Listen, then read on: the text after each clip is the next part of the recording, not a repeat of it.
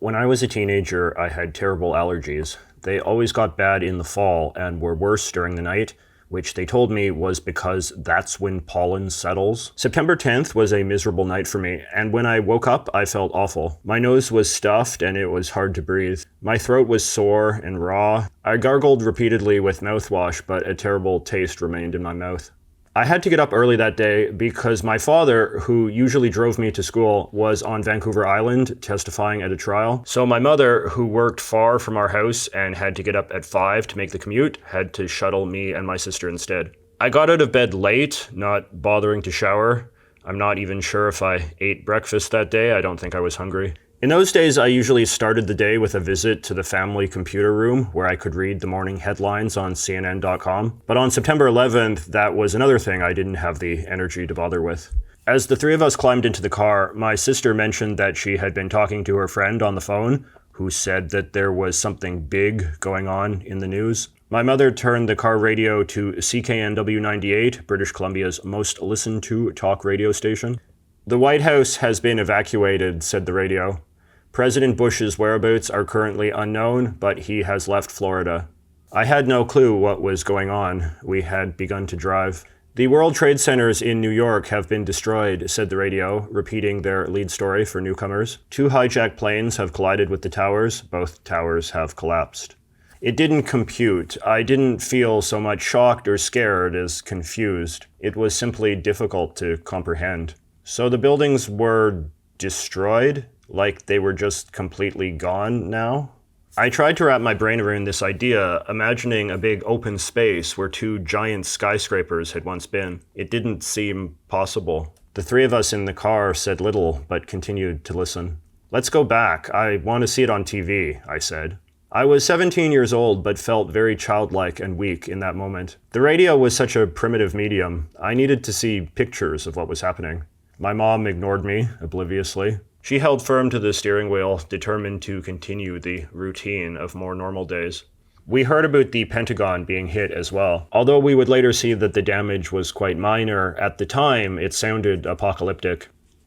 "There is going to be a war," my mother eventually said, and I believed her.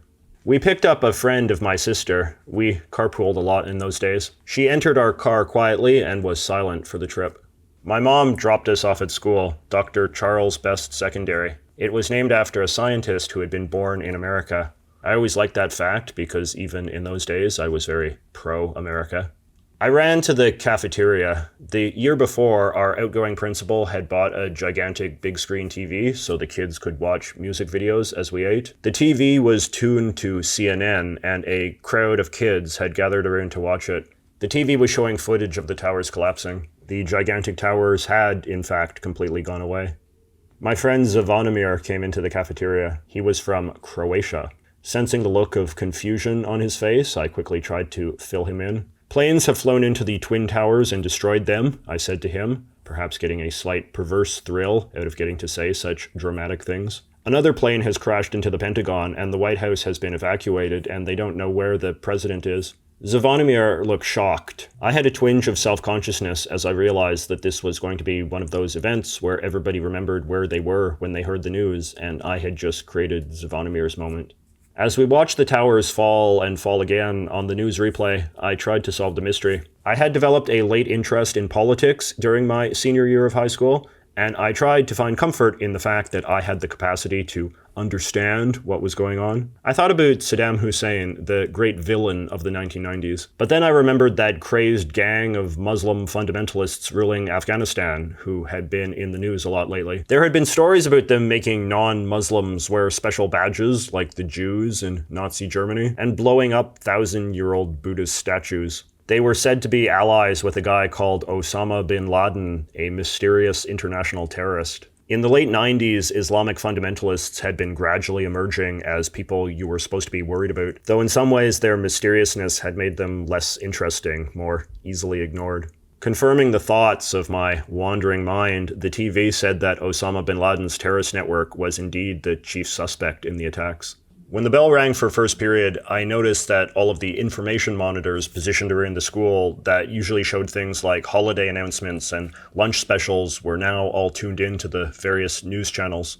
As I walked out of the cafeteria and into the crowd, I saw a monitor showing Yasser Arafat and Shimon Peres being questioned by a reporter about the attacks in America. They were having peace talks today, I said to the person beside me, showing off. Not anymore, he said. As I stood in the hall outside the cafeteria, I remember suddenly being overwhelmed as an intense feeling of helplessness filled my body. I remembered watching CNN the other night when they were discussing some bill that was making its way through Congress. I felt proud that I was able to follow along, that I, a 17-year-old, understood the grown-up world of politics. But in that moment, I suddenly realized that the entire political world, as I knew it, was going to be different now. The things that once seemed to matter weren't going to matter anymore. The world I had been confidently preparing for wasn't going to be the world I was going to get.